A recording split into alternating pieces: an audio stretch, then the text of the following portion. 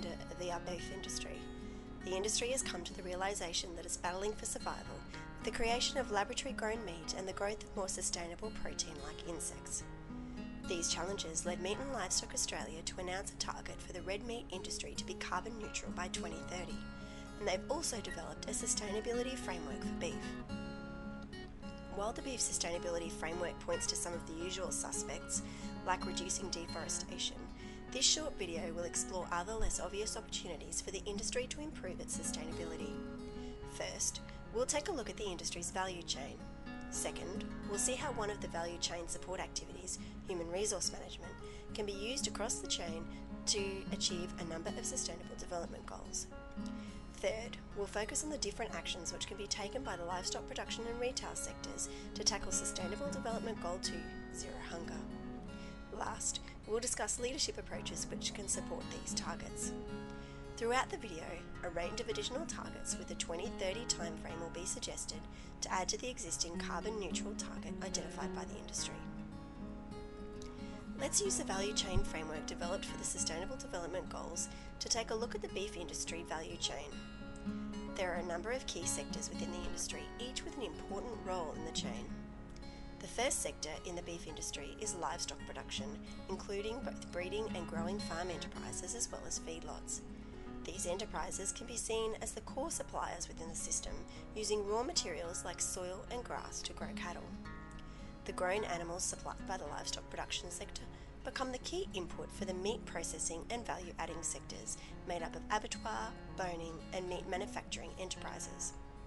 These sectors can be seen to perform the operations function of the value chain, converting the carcass into a consumable product. While the bulk of Australian beef is directly exported, that which remains in Australia is an input into the food retail and food service sectors. The food retail and service sectors are the distribution channel where beef meets the consumer.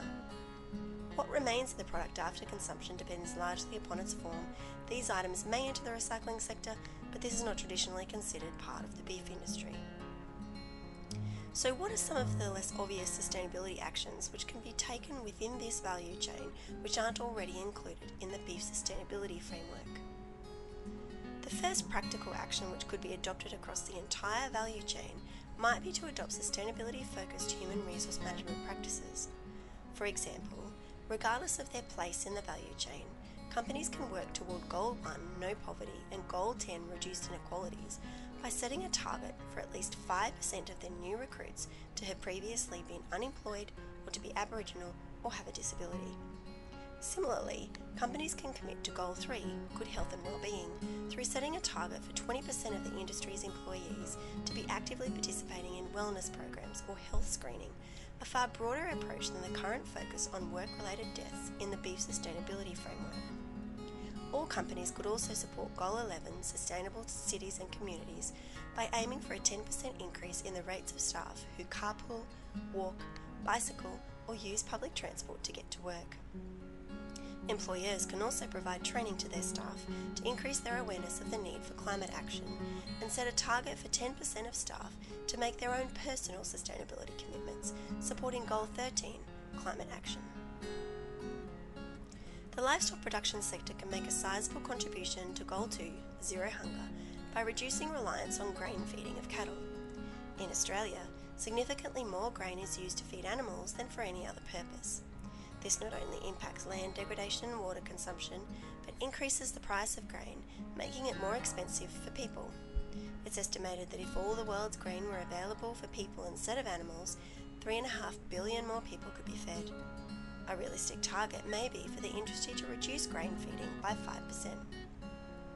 The other part of the value chain which could impact on Goal 2 Zero Hunger is the food retail and food service sectors. These sectors have a role to play in minimising red meat waste. For example, butcher shops and other retailers could set a target to donate 80% of soon-to-be out-of-date red meat to homelessness services. But what kind of leadership will be needed within the industry to make all of these changes possible? The problem is that these strategies will be hard to sell to the industry because there's no immediate financial benefit to a company in implementing them. These changes are likely to need leadership approaches which adapt to the stage or situation of the change, consistent with situational leadership theory.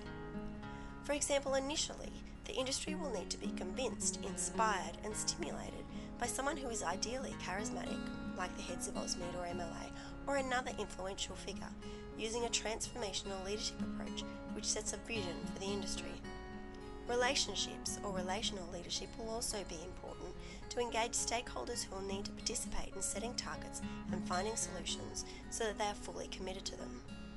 As the change progresses, however, industry bodies may consider becoming more dictatorial or using their positional or legislative power to embed the change. This might be via accreditation processes like the Livestock Production Assurance Program or AusMed accreditation.